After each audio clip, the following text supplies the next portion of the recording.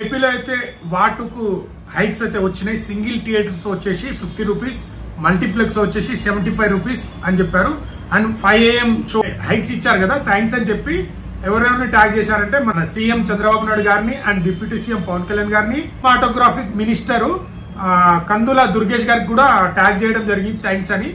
So ఒకటి ఎన్టీఆర్ అన్న నన్ను ఎవ్వరు ఆపలేరు అన్నాడు కదా, సో దాని మీనింగ్ ఏంటంటే తను చేసే సినిమాని కానీ కంటెంట్ సినిమాని ఎవ్వరు ఆపలేరు.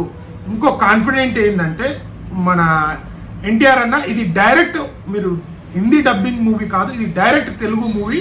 సో మన తెలుగు మూవీ ఎలా అయితే స్టేట్ మూవీ మనం రిలీజ్ చేస్తామో అదే మూవీ అని ఎన్టీఆర్ అన్న చెప్పడం జరిగింది, నాగవంశీ గారు కూడా చెప్పడం జరిగింది.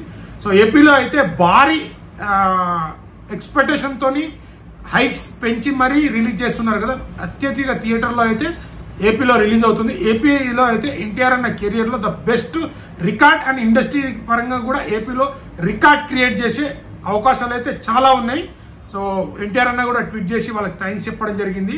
సో ఎందుకు ఎవరు ఆపలేరు అంటే ఒక కంటెంట్ సినిమాని ఎవరు ఆపలేరు. ఇంకోటి ఎన్టీఆర్ అన్న స్టేజ్ పైన ఏం మాట్లాడారంటే సినిమా చూసే వాళ్ళు ఎలాగో ఫస్ట్ రోజు ప్రతి ఒక్కరికి తెలిసిపోతుంది, ఆ ట్విస్ట్ మాత్రం రివీల్ చేయొద్దన్నారు. అంటే సో ఇంకా దాచారు సినిమాలో డైరెక్ట్ మనం తెలుగు సినిమా చూసిన తర్వాత ఎలాంటి ఎక్సైట్మెంట్ తో మనం బయటకు వస్తామో మేబీ అదే ఎక్సైట్మెంట్ తోని వస్తామని నేను ఎక్స్పెక్ట్ చేస్తున్నా. నేనైతే వార్ 2కి బుక్ చేసుకున్నా, కూలీకి బుక్ చేసుకున్నా, కాకపోతే ఫస్ట్ కూలీకే బుక్ చేసుకున్నా.